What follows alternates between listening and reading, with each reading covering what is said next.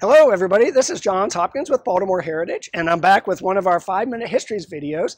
And today is Monday, and it's the week leading up to the 4th of July holiday. And we thought we'd feature sites with connections to the Revolutionary War. And no, we're not going to do the Washington Monument. That would be too easy. We're going to start with the building behind me. We're looking at the back end of the Carroll Mansion.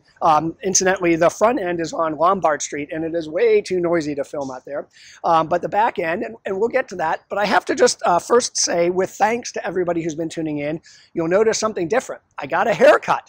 I watched one of last week's videos, and it looked like I was some sort of wild child in one of those NASA experimental wind tunnels. My hair was all over the place. And although for a brief second I thought that I would keep my bangs long, kind of like Justin Bieber, in the end, practicality won out over fashion. And I decided that the most important thing that it was that I could see. So here we are with the new me.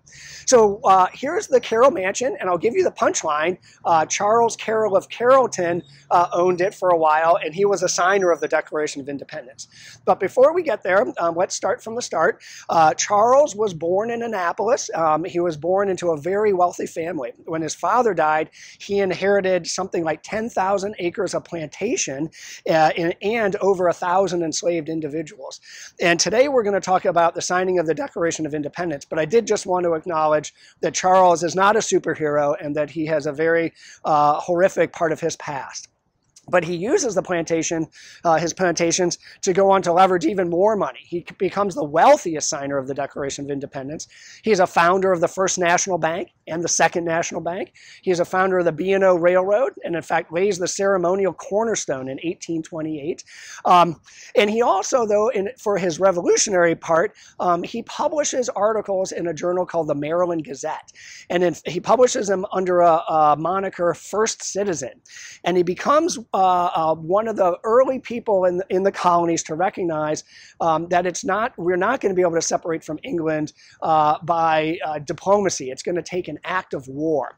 And so he starts writing about this, debating about it publicly. Eventually, the moniker gets linked to him personally, and his star rises even more in the colonies, soon to become the states. He becomes a leading voice for independence and for war. Incidentally, in 1774, we in Maryland have our own Tea Party. We know of the Boston Tea Party, but in 1774 in Annapolis, we sank a ship that was carrying British tea, and Charles was a prominent citizen as part of that. The Peggy Stewart was the name of that ship. So Charles goes on and gets elected to the Annapolis Assembly, which declares our own independence from Great Britain. And then he eventually gets to become a member of the Continental Congress in Philadelphia in 1776 and is a signer of the Declaration. This house, he lives in it until 1832 when he dies at the age of 95. In his retirement years, he entertains people who want to know about the revolutionaries and the signers, all of whom are dead at this point.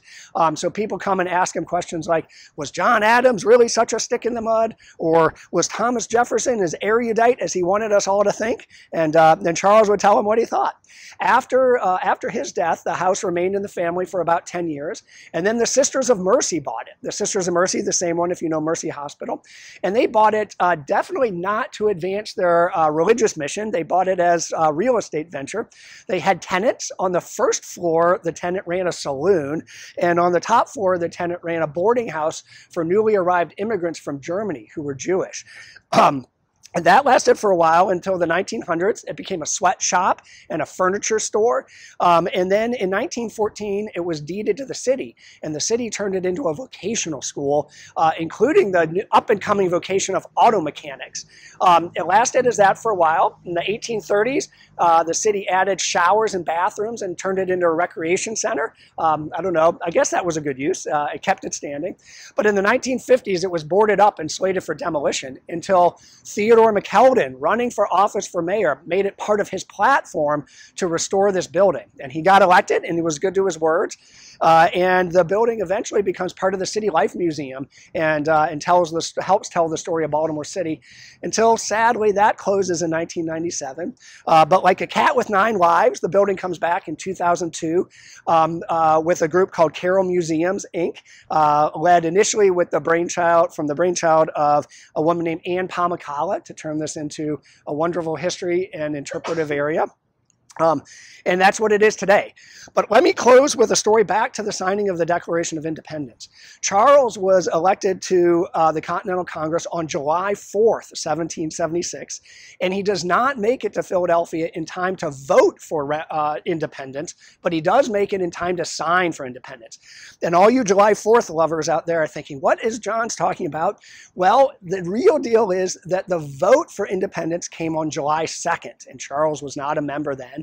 But the final signatures came in August of 1776, and by that time he had made his way to Philadelphia and was able to sign. Final word on that is there is an apocryphal story that he first signs at Charles Carroll, and as he's walking back from signing, one of his fellow signers, maybe in jest but maybe not, says, "Hey Charles, you're not putting much on the line there. After all, signing this declaration was an act of sedition. You would get your property confiscated." He had more than anybody, and you maybe got your head chopped off. This gentleman says, "You're not putting much on the line because there are lots of Charles Carrolls in Maryland. The king will never know which one." So he walks back and then adds "of Carrollton" to his signature. The problem with that story is it's almost for sure not true. It was first written about in 1940, 1776 event, 1940, by a cartoonist with the name Hicks, who publishes his article about it without any references, any bit of shred of where he got his information. And in fact, Charles began adding "of Carrollton" to his signature a decade before. So I'll wrap up by saying I hope you start thinking about the 4th of July this week. And as you do, come check out the Carroll Mansion and think about the signing of the Declaration of Independence. And we'll see you next time. Take care.